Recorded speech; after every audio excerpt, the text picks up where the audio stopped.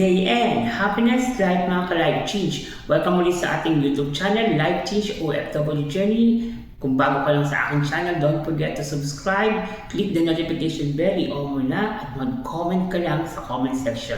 Okay? So bago ang lahat, shout out sa mga taga-Paumbong Bulacan, shout out sa mga taga-Bataan, okay? At sa mga ka-OFW natin na subscriber at ang ating mga followers sa FB Reels Leonardo Pulintan po. So pag-usapan natin mga ka-OFW, paano ba ako nakakaipon? Okay? So ang ginagawa ko ka-Life Change, tuwing every sahod, nagbibigay ako ng 4 na budget. Number 1, financial ng aking family or remittances. Number 2, ito yung mga pambayad sa mga utang natin. Number 3, yung mga project natin. At number 4, ito yung mga tinatawag natin na konting ipon. Para personal, pag umuwi tayo ng Pilipinas, meron tayong manudukot. So sa 4 yan, nagkakaroon tayo ng tinatawag na result. Okay? Maganda naman yung mga naging result kasi nagkaroon ako ng bahay, nagkaroon tayo ng mga passive income, nakapagpatayo tayo ng mga maliliit na bagay lang. Hindi naman tayo mayaman eh. Hindi naman tayo pinanganak na ganun. So lahat na meron tayo, pinaghihirapan lang po natin.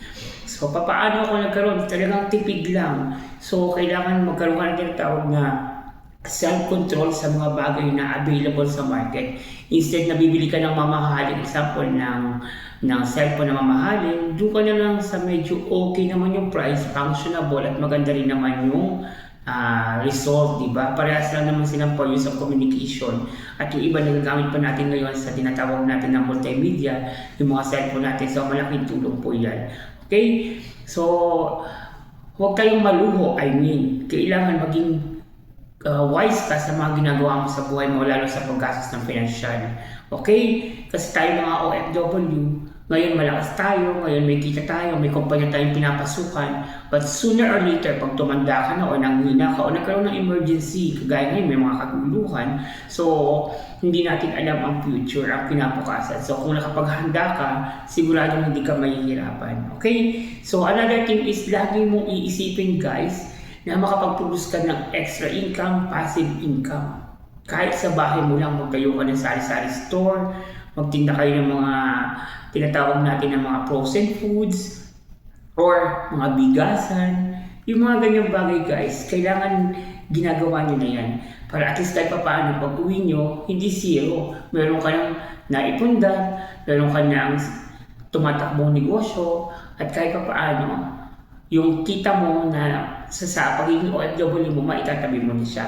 At take note, may mapapaikot ka pang lalo. So, gagandang lalo ang pamumuhay mo. So, tayo mga ka-OFW, lagi ko rin sinasabi sa inyo, be wise sa lahat ng ginagawa natin. Okay po? So, kung dati wala nagpapayo sa inyo, manood kayo ng mga YouTube channel, mga FB Reels na nakaka-encourage, nakaka-equip, nakaka-educate, nakaka-empower, para nung pagdating ng araw, okay na okay ang buhay natin. Tandaan na maraming OFW ang nagsisi sa uli. Kaya right now, if I were you, ayoko magsisi sa uli. Simulan mo na ang pagbabago ng buhay mo. Life change. Bye-bye.